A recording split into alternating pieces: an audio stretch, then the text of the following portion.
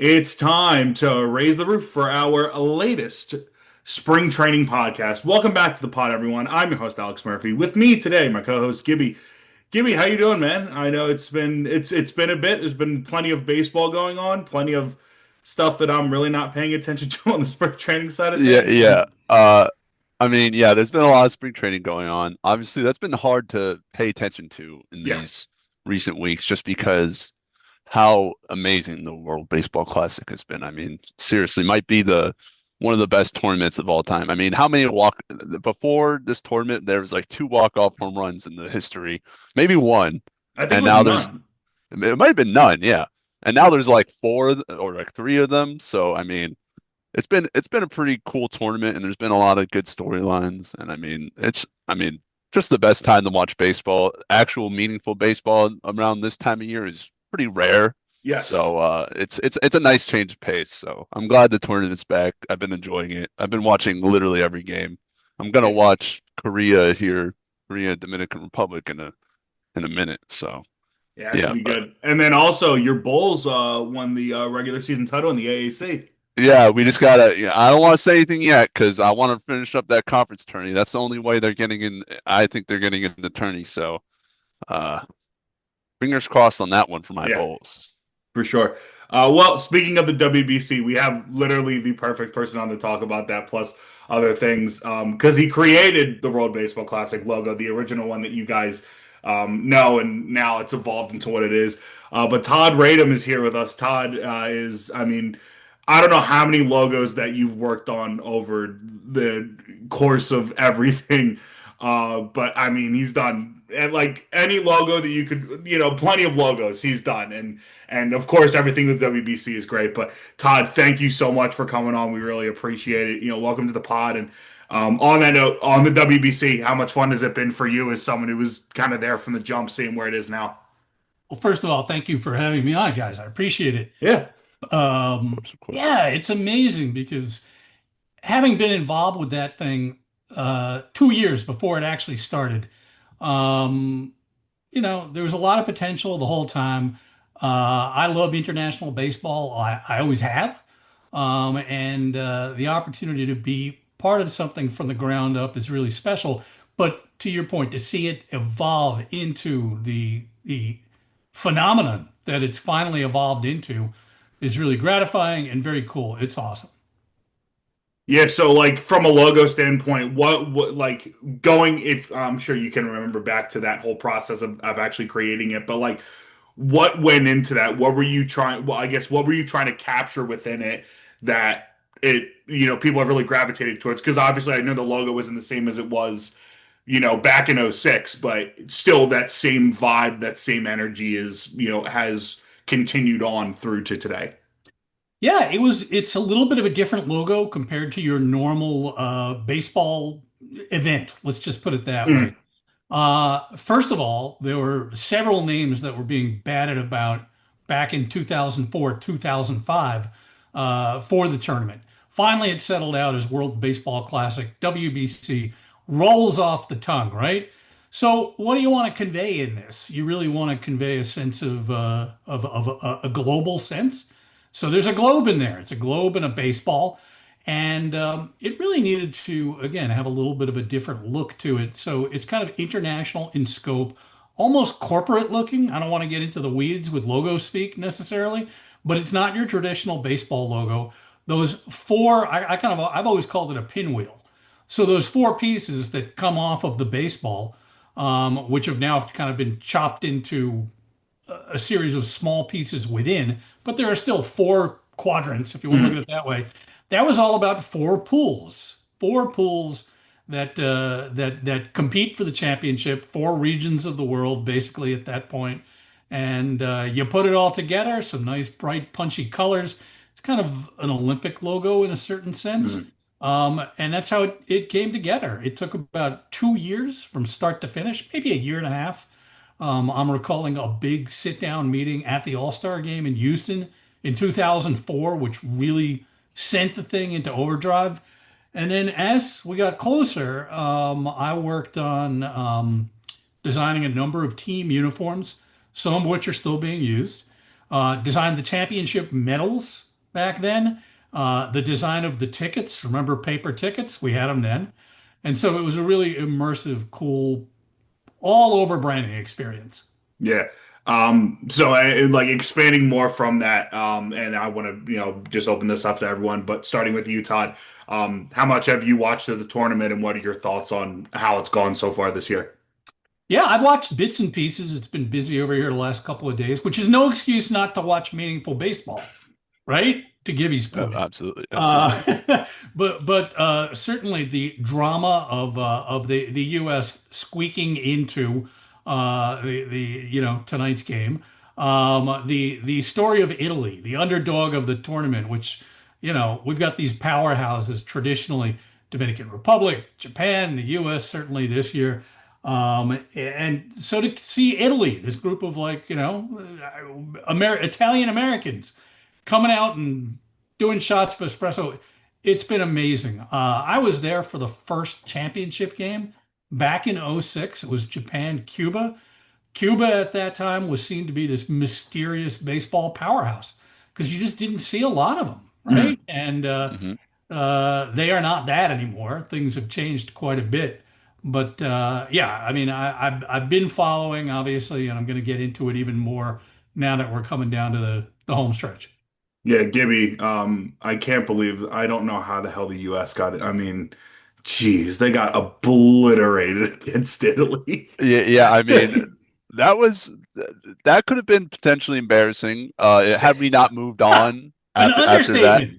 Yeah. Understatement. Could have been very embarrassing. I mean, it's still very embarrassing. I feel like, I mean, just getting a gist of the game, it feels like they didn't know they needed run differential until halfway through, and then they were like, "Oh crap, we got to score some runs," and then they actually ended up almost getting up there, and then I mean, Aaron Judge comes to the plate, doesn't really send anyone home there, so I mean, ends up 6-8. But yeah, I mean, it was just it was a travesty, but I mean, at least they're moving on. They'll have to keep proving it. I mean, if you're not going to get it done against Italy, I don't know how you're going to get it done against, a powerhouse Dominican Republic team like that with that pitching. So, I mean, it'll be interesting to see the rest of the tournament. But I mean, my confidence in the U.S. is a little bit shaken. I mean, I said at the beginning, I didn't think they'd win the tournament, but I thought they'd Yeah. make the finals, semifinals. I mean, the quarterfinals they'll probably win, but we'll see how they do in the semis. So I mean, this will be it's turned into a very interesting tournament very fast. Yeah. I wasn't expecting this much fireworks in group stage. It's just groups. How about Canada advancing for the first Yeah, time ever in Yeah. the history of the tournament? Great story right there. Again, a little bit of it used to be a mystery with Korea and Japan, the style of ball they played. Not so much anymore with baseball's most transcendent superstar coming from Japan. A lot of guys coming over from Korea as well the last several years. They play a different brand of baseball, and you gotta knock down the king. And I don't know if anybody's knocking Japan out of this tournament.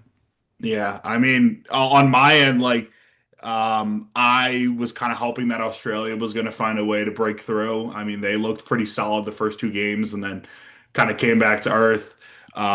Italy is really good, and I don't know if that's just offensively because, like, when you have Jack Caglione who was hitting 500-foot bombs in college, and then It's the even espresso. It's clearly yeah. the That's what I was espresso. about to say. The espresso. They It's are beamed up, as they said. it seems like they it. are beamed up. I mean, yeah, I mean, then you have Vinny Pasquantino hitting, having three homer games, literally the first time in his life he's ever done that. And of How course, great he is does that? it at the WBC. I mean, I wonder just how much caffeine he had in his system at the end of that. I mean, I'm scared to must have been. know. Yeah, I was Probably worried too about him. much. And then, not even mentioning everything that happened, the DR Venezuela game, which I have so many thoughts about Fox, and I don't want to put it Yeah. out there, but like, the whole like them getting flexed to Tubi because Yeah. they wanted to put the Italy Mexico game on FS1 because the Masked Singer was on Fox,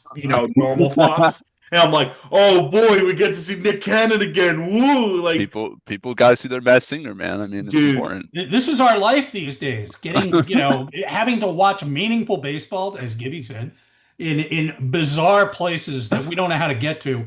And I'm sure you experienced the same thing. I experienced the last couple of days to be not exactly a robust connection, no. regardless of what you got going on at home. No, that was wild to have to deal with. But like, I mean, that game was still incredible. Tatis hit two homers. Venezuela nearly pulled it off in the end, and then the DR stuck through it.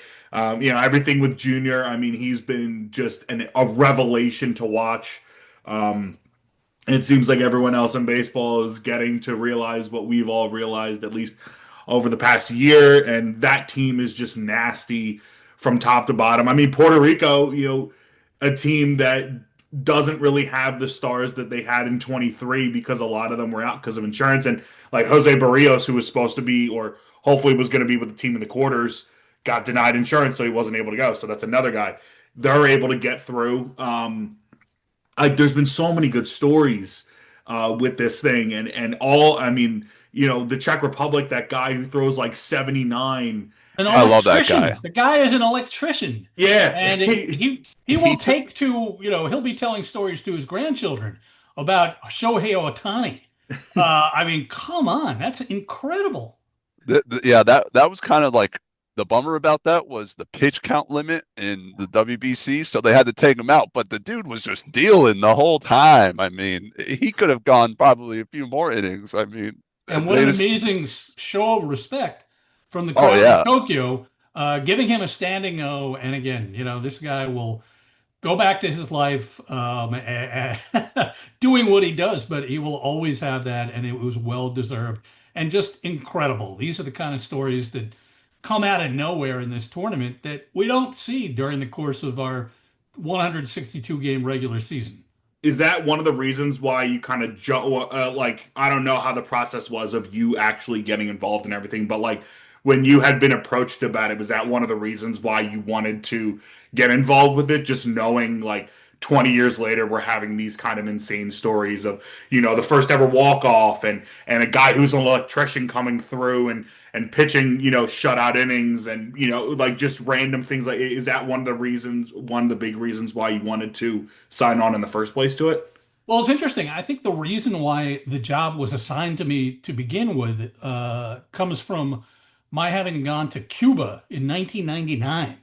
I actually had a permit from the U.S. Treasury Department, so I was there Okay. legally in conjunction with a baseball project.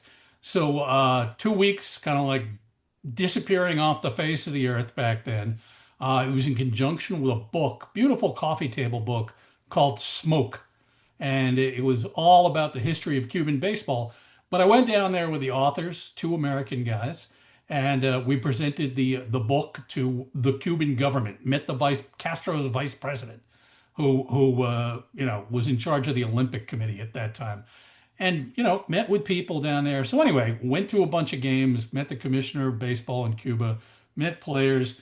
So I was kind of seen as this guy who had been involved on the design side internationally, which really nobody was at that point. It's a Mhm. long time ago. Yeah. I mean, hey, everything's worked out since that point, right? There you go. Exactly. And again, you know, the slow build to this event becoming what it's become. I think we could safely say that it became what it became. Probably in the final at bat last tournament, Trout versus Shohei, right? This incredible, incredible moment. And the electricity with that and with the whole tournament, and the build up over the years. You could, like I always say, if you squint a little bit, you could have seen it happening, but it was a long-term thing. Yeah, for sure. Um, I guess the last thing that I have on it is in like the knockout stages are starting. We're getting into the bracket style format. 8 teams left. One team will end up with the crown at the end. Who do you guys see as the team that you think is going to pull it off in the end and win another or win either another or just their first WBC? I mean, I'll jump right in there and I'm going to say, until you knock the crown off, Japan is the team to beat. They are deep, they're experienced, they're disciplined. They're clearly taking this whole thing seriously, Yeah. as opposed to Bryce Harper, maybe. You know, you want to see, wouldn't we all love to see Italy win the whole That thing? would be amazing. I That would mean, be amazing. that would be miracle on ice, brought to the diamond or something like that. Yeah. But I don't think it's happening as much as we'd like to see it happen. And I think again the lack of discipline and that we've seen with respect to this U.S. team and the way the pitching is shaking out, I'm not so sure. Yeah, I mean, I knew when Ryan Yarborough was in there, I'm like, oh yeah, we're cooked. We're cooked for sure. But yeah, I mean, I'm with you with Japan, how deep just the pitching is. I mean, everyone's got hitters basically right now. You know, US has a lot of hitters, Dominican Republic, tons of hitting talent up and down the lineup. Uh, Puerto Rico, I guess, too, and Venezuela. But I mean, what really just differentiates Japan is that they have a whole league of pitchers who aren't on this insurance, crap. They can just go because this means more than their league right now. And all these Japanese pitchers, they're MLB ready. I mean, they could be in the MLB the next day if they really wanted to. So I mean, they just have a whole league of bullpen, so it's going to be really hard to overcome that. So, I mean, and I think the only team that could do is probably Dominican Republic. So I would pick them as my favorite, uh, uh, uh, just to win it. But I don't think I agree that Japan's probably the actual favorite, Yeah. but I want I feel like there's a little bit of an underdog pinning with uh, it's not really underdog, but Dominican Republic. I'm going with them to I win was it. gonna go with the DR too, just because I want to see Junior win another thing, and Yeah, that would be like he's been amazing. so much fun I to mean, watch, he and he's electric all the time. yeah, he's incredible. And I mean, if the U.S. wins too, then you have two Rays guys in Garrett Clevenger and Griffin Jacks who both win, and of course, everything with Griffin Jacks, him going to the Air Force, him still being an officer within the Air Force Reserves, like that's really cool. Um, so yeah, I mean, but like. I think it's probably going to be either Japan or the DR, at least in my opinion. But And again, with the knockout stage, anything can happen. It's that's true. one game, Yep. no different than Game 7 of the World Series That's last true. year, which was probably the greatest game of our lifetimes. I Hmm. don't see how That you game can was say otherwise. nuts. That game was So nuts. roll the ball out and see how things go, and you just have no idea. None of That's us can true. predict. No, it's very true. But yeah, I would say in terms of that, I mean, those two teams are probably the favorites, but I'm going to go with the DR just because. And also, their fans are crazy. Oh, Like, it's like I know incredible. Japan's nuts, but holy crap! I will tell you, I was in Japan last September and I went to two games there. And the atmosphere was unbelievable.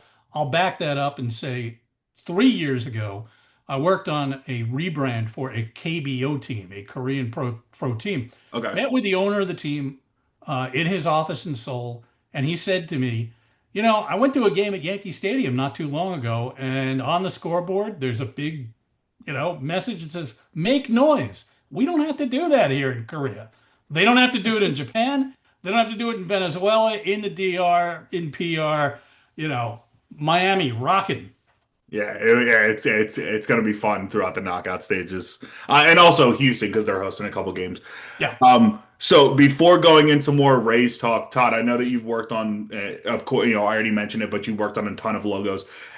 Is there one that sticks out to you that you've worked on just over the years where you're like, I can't believe I was involved in that? I mean, it could be the WBC, but like, like a pinch myself, I can't believe I was involved with this thing. Well, I've got a few of those Okay. because it's been a long career. Yeah. So I'm fortunate to have a few of those. A couple of them would be I created the logo for Super Bowl 38. It's a Super Bowl. I love that logo. I was Oh, about to thank ask you. you about that logo I because I appreciate feel it. like it's So one of the last great Super Bowl logos, like yeah, actually, because they started going to like this same format they've been doing the last like 10 or so years. But yeah, your things got 38 is templated. great. So I mean, it's a Super Bowl, and that's a biggie. On the baseball end, WBC certainly stands out. But the permanent ones that I did the first look of the Washington Nationals, which was historic. I'm a history guy, Yeah. so the first team move since 1971. Done in about 2 weeks, the guts of it, done on a laptop in a hotel room in Boston, right around games one and two of the World Series in 2004. Did the Angels look, which has stood the test of time? Not a great franchise at this point, but they That did win the logo is World sick. Series first year out of the gate with that look and have held on to it ever since. And just a couple of others, real quick. The 50th anniversary of the historic debut of Jackie Robinson, that logo in 1997, which was worn by pretty much every team across the majors. Yeah, that logo is Um, really nice. Thank you. And so I've got, I am, I've had longevity and the fortunate experience of having a number of them. Yeah. Now, on the Rays side of things, have you worked with them on any logos, either minor league affiliates, major league affiliates, and anything like that? Like whether it be them back in the '90s, them now, like Yeah. what has your involvement been like with them over the years?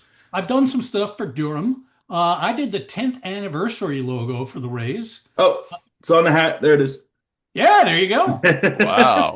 There you Hey, go. And as you guys know, the Rays haven't had a lot of commemorative sleeve patches over the years. They've marked big occasions certainly, but that would be the big one for me. With the Rays, and I went to a game last year at Steinbrenner Field, hence the hat, which was a really, I think, out of the necessity of the club playing there. It was a pretty remarkable experience, the most intimate Major League Baseball experience I've certainly ever been a part of. And I thought the club did a terrific job decorating the place, making it feel like home for that year. Yeah, love and respect for the Rays and the fan base. Yeah. What did you work on with Durham? I am not allowed to tell you because it's coming out. Oh, it's a new thing. Yes, 2027. Ah, well, there is 2027. there is an Yes. old one for Durham on your legacy work Yeah, the website. ballpark logo, right? Yeah, that's a Historic cool logo. Durham Athletic Park. I just have respect for your design because it you know with how like sports logos have been going, there's been more of a minimalist approach to like, getting these sports logos down to like, just a more recognizable, more easy to brand uh thing. But I think your logos kind of stand out, which they kind of bring out back this old classic uh style that a lot of sports fans really appreciate, and it still can be incorporated in these easier to brand kind of ways. So I mean, I just like your design ways here. Thank you. No, and you bring up a good point. Our attention spans are cooked, each and Yeah. every one of us, right? I mean, that's one way of putting it. so there is, an imperative to get simpler, and there's been a lot of leaning into nostalgia for the sake of leaning into nostalgia. I don't always think that's a good idea. Believe me, I love the looks of teams that I grew up watching, as a child of the 70s, which was a very expressive era. The 90s certainly an expressive era when the Rays were born. But we're getting vanilla. We're getting very like lazy. There's no innovation, and I am a brand building guy. I'm not about one uniform or one hat. Yeah. I'm about ripping it down to the studs if need be, and building something that's going to stand the test of time again. And we don't see a lot of that these days. So you make a very good observation. Thank you, thank you. So on that note, when it comes to because the Rays have had three primary logos over the course of outside of the alternate stuff over the course of their franchise history, is there one that you look more towards? Like, is it this one? Is it the OG one that kind of sticks out more, or which one and the full design of it do you like the most? So three, as you guys know, very distinct eras. And you Yes. gotta you can't separate the look from what was going on the field of play. The expansion OG look, very, in your face, very 90s, all the gradients, all the colors, blah, blah, blah, blah, blah. That was audacious and it made an impression.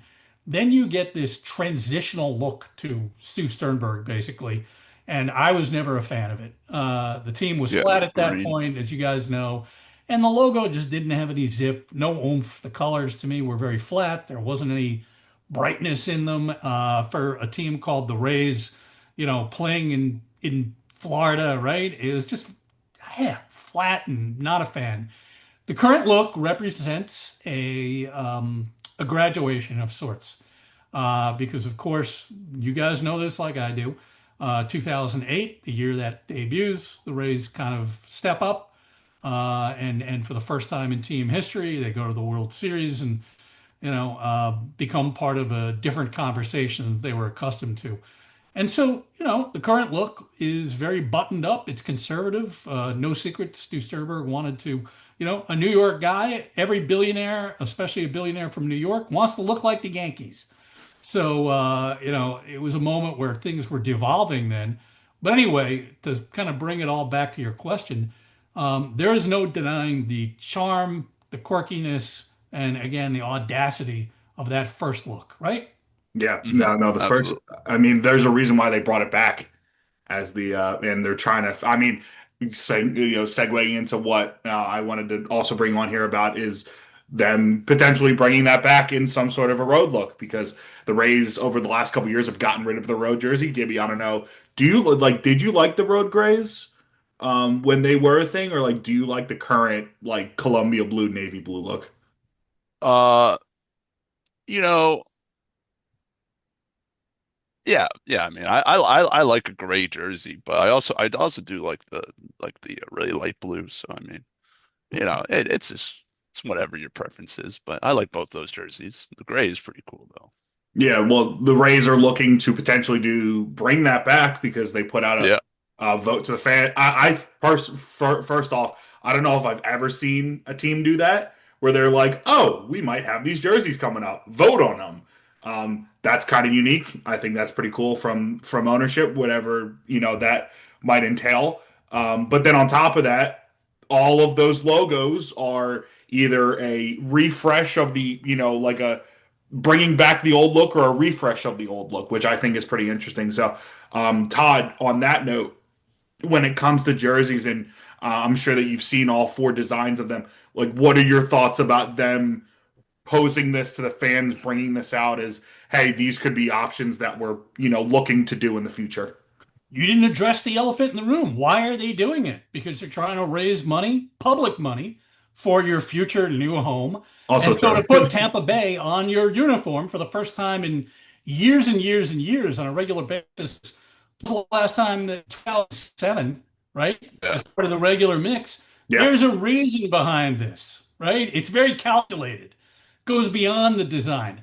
So anyway, to get beyond that, I kind of feel like the white Columbia blue, dark blue is pretty nice. Gray is traditional, but this is not a traditional franchise. It's one of the new expansion franchises, even though it's been a long time.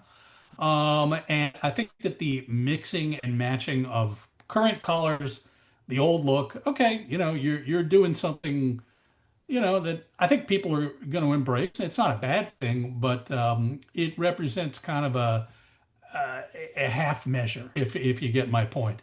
You're not reinventing the wheel here. You're kind of like, yeah, it's another New Jersey, just like the faux back jerseys, of Oh like, yeah. like they came and went, and this will be another one of those, I suspect. Hmm. No, I mean that's an interesting. We've come to the point, by the way, about it's we're no longer branding franchises. We're making new uniforms, not just the Rays, but just about everybody. Yeah. No, that's a good point. I didn't even think about that side of it. I probably should have thought about the more money side of it because, I mean, it does make sense. They're trying to gain public sentiment from people as much as possible, create more positivity. So all of that does fall in line with that.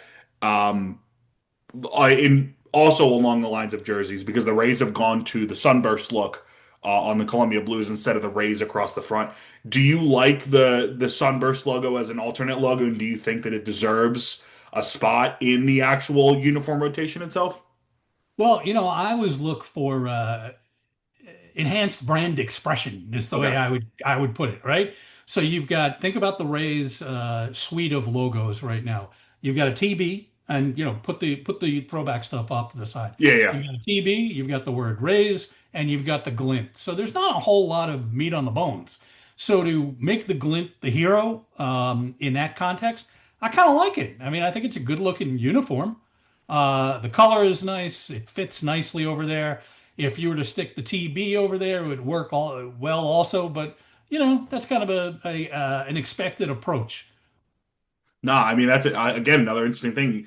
When you don't have a lot of logos, you got to find a way to integrate them more into into the team to make things work, and also just to sell more stuff of the other things because people are going to buy the TB, people are going to buy the old throwback stuff. But if you can find a way, because they did have the Sunburst logo at least on the trying to think. They don't have it this year, but they for the last couple of years, at least in spring training, and I think on some of their BP hats, they had the sunburst. Um, Yeah. And so it was great to see it in the ballpark last year. Again, the decoration of that ballpark, um, internal folks at the Rays and the design department, who I know and admire, and friends, they did a terrific job making it feel like home. And the sunburst was a big part of all that.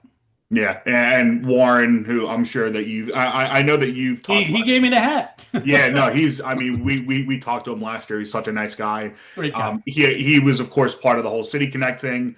He was of course part of everything with Summer. Did he reach out to you at all or talk to you about on the City Connect side of things? Did he reach out and maybe ask you some things about what the idea is there and what also on the City Connects? What are your thoughts about them? Because I know on our perspective, we love them. We think that they're fantastic and they did a really really good job with it. Yeah, they're really fun. They tell a great brand story. And I remember when they launched, I just shot in a text saying, "Great job, love it. It's fun. It's supposed to be fun. I always say like, listen, we've got a 162 game season. You've got room for some here too, some expression that you could step out of your usual outfit." So all the respect in the world to Warren and his team. But yeah, I like them and they still look like the Rays too. It's not the Red Sox in yellow. That is Oh that yeah. is a really good point. And Gibby, hopefully you'll be able to wear yours with the McClanahan on the back this year. Oh yeah. Yeah. Finally get to dust that one off. I bought that jersey and then yeah, he didn't come back. Yeah. The first time I haven't worn that jersey for 2 years since I bought That'll it. be. Are you just waiting to break it out for his first Yeah, yeah. game? It's literally just on the wall behind me. But my camera's off. But yeah, it's just been waiting there. It's ready That's though. that's I love that. So the last thing that I have, at least on the road jerseys that they put out, are you expecting them to actually adopt it, or is it more of a this could just be like a performative thing and then they don't end up doing it? Oh, can you imagine how pissed people will be if they put this out there and it didn't happen? Yeah, exactly. I think they're gonna do it. I mean, They're it they're seems like going to it. do it. Yeah, absolutely. I mean, I don't know. I think I do want to see what the reactions would be if they were like, "Oh, we could do this," and then we don't. Well, but it was a very safe thing. They threw out these four that were there was nothing revolutionary, which is not to say it's bad, Yeah, but they threw out some safe options that were very viable that can be made into uniforms. yeah, And it's they can react rapidly. yeah. So it's gonna happen. Something's gonna happen. It's gonna happen. That's true. But which one gets kicked out? Because I know the Nike's got that 4+1 thing. Which one of the four current ones outside of the City Connect gets kicked out for that one? Probably Navy, right? Hmm, I yeah. was I was thinking between the two because I guess if you want to keep the Columbia because they usually use that on Sundays or at least in the past they used it on Sundays. So if you keep that rotation for the home jerseys of whatever the City Connect is, the throwback Rays, and then the Columbia, then you know the Or Navy one maybe kind of goes. Nike, says, we are going to let you have you get a cookie. You get a cookie. You're a good team. You deserve to have extra one. Sit, roll over, have a new one. How nice would that be? That would be very nice. Yeah. How nice that I don't think it's gonna happen, but who knows? Why wouldn't it happen? I don't Why know. can't it Nike's happen? I should say, not wouldn't it? yeah, I don't know. Nike's got their own ways of doing Yes, things. they do. And like, come on, don't get me started. Yeah, it's hey, they're interesting. They're Oh, I interesting. hate it too. That's a word. I am glad though that at least because I know that they changed a bunch of the WBC jerseys and kind of made it their own like stock Yeah. templates for it. I'm glad that they still have kept some of the designs that you created at the time. I'm glad that that's the case because I can't imagine how annoyed you would be if that wasn't the case. Hey, listen, these things come and go, and Yeah, hopefully there's something new that happens. But, to your point, Majestic had a very templated look as well. So I yeah, don't so much object to any of that. I think listen, Japan does their own thing with the Mizuno traditionally. Korea had their own manufacturer at one point. Cuba had, I mean, it was, they were from all over the place. But the tournament looks good, and there's a lot of different looks in there. So it's cool to see. yeah. Gibby, you got anything else? No, I mean that's all. That's all for Perfect. me. All right. Well, Todd, thank you so much for coming on. We really appreciate it. We want to make sure that you have the opportunity to showcase and shout out anything that you have going on. So where can people find you out on social media and any other work that you have going on? Yeah, so I'm on socials at Todd Radom, Toddradom. I've got a new book coming out May 26th, The Ballpark and Beyond.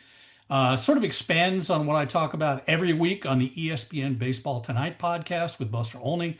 Been doing that for 11 or 12 years at this point. So this book, available wherever books are sold, something for everybody in here. Stories from both on and off the field of play, spanning 150 years of baseball history, fully illustrated. So I think people are going to enjoy it, and I can't wait to get out there and sell, sell, sell. Perfect. All right. Well, Todd, thank you so much for coming on, man. We really, really, really appreciate it. Guys, thank you so much. It's been a pleasure. Of course, of course. Thank you.